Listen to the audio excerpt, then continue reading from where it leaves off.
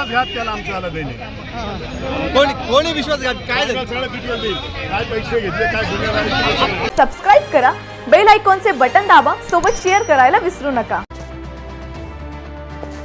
नाशिक विधान परिषद निवडणुकीत महायुतीला मोठा धक्का. भाजपचे बंडखोर उमेदवार गोकुळ गीते यांचा एकतर्फी विजय. महायुतीचे अधिकृत उमेदवार नरेंद्र दराडे यांचा दारुण पराभव. गोकुळ गीते यांनी पहिल्याच फेरीत गाठला विजयाचा कोटा, मिळविली 389 मते. पराभव स्पष्ट दिसताच नरेंद्र दराडे मतगणना केंद्रातून बाहेर पडले. मतमोजणी केंद्रावर किशोर दराडे यांच्या उपस्थितीवरून हाय व्होल्टेज ड्रामा, दोन्ही गट भिडले. महायुतीच्या गोटात प्रचंड क्रॉस वोटिंग, अंतर्गत नाराजीचा बंडखोरांना फायदा. नाशिकमधून या क्षणाची सर्वात मोठी राजकीय बातमी समोर येत आहे. नाशिक स्थानिक प्राधिकारी विधान परिषद निवडणुकीत महायुतीला प्रचंड मोठा धक्का बसलाय.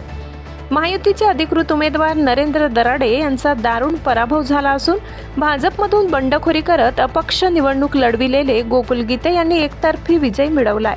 गोकुळ गीते यांनी पहिल्याच फेरीत विजयासाठी आवश्यक असलेला कोटा पूर्ण केला.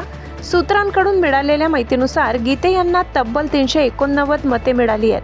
आपला पराभव निश्चित झाल्याचे पाहताच महायुतीचे उमेदवार नरेंद्र दराडे हे मतमोजणी केंद्र सोडून निघून गेले. दरम्यान मतमोजणी सुरू होण्यापूर्वीच केंद्रावर प्रचंड राडा पाहायला मिळाला.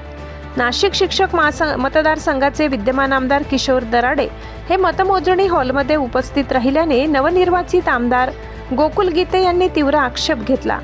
निवडणूक आयोगाच्या नियमानुसार लोकप्रतिनिधींना मतमोजणी हॉलमध्ये बसता येत नाही, असा मुद्दा गीते यांनी उपस्थित केला.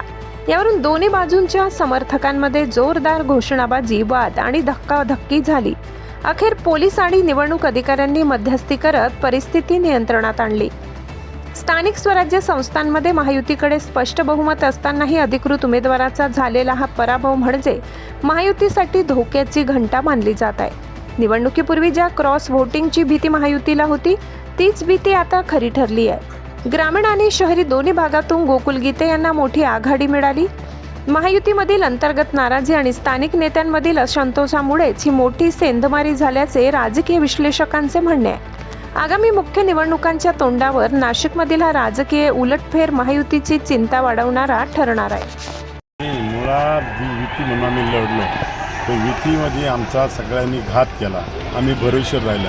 आमचे नेते एकनाथजी शिंदे यांनी सगळ्यांवर विश्वास ठेवला, पण हे लोक कोणी विश्वासाला पात्र राहिलेले नाही.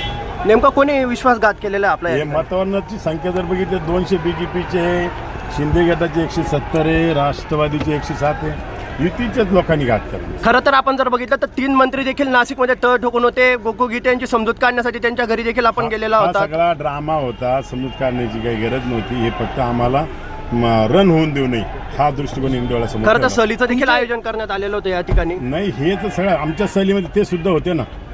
त्यांनी तर घात केला. आमच्या सहलीमध्ये ते सुद्धा होतेच. किती मतांचा फरक तुम्हाला? आकडा काय घेतला नाही. आकडा घेतला. खरं तर आपण या संदर्भात पक्षश्रेष्ठींशी बोलणार आहेत का? एकनाथ शिंदेशी बोलणार? 100% एकनाथ शिंदेशी. आता आपला महायुतीमध्ये कोणत्या पक्षावरती रोष आहे? आपण म्हणतात की महायुतीनंच घात केलाय. 200 मतं जर बीजेपीचे असेल तर उमेदवाराला किती मतं पडतात याच्यावरून शिंदे गटाची 170 मतं आहे, राष्ट्रवादीची 105 मतं आहे.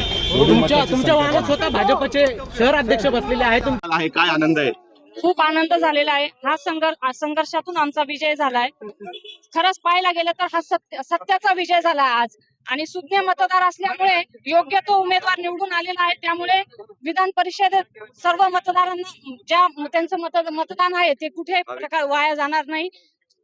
गोकुळ भाऊंनी सकाळी बाईट दिलेली होती की मी मतदारांचा विश्वास सारखा ठरवेल. आज ते सत्य झालेलं आहे. आज आमदार घरासमोर पाठी लागणार आहे. गणेश गीते खरं तर दावे भाऊजाईचं सगळं नाही, आनंदच आहे सगळा. म्हणजे आम्हाला पूर्ण कुटुंबाला खूप आनंद आहे. आमचा हा विजय सगळ्या जिल्ह्याने बघितलाय की खूप संघर्षातून हा विजय झालाय. गणेश भाऊंचा देखील असेल. खूप संघर्षातून त्यांनी हा विजय मिळवला. आम्हाला सर्वांना आनंद आहे. भाजप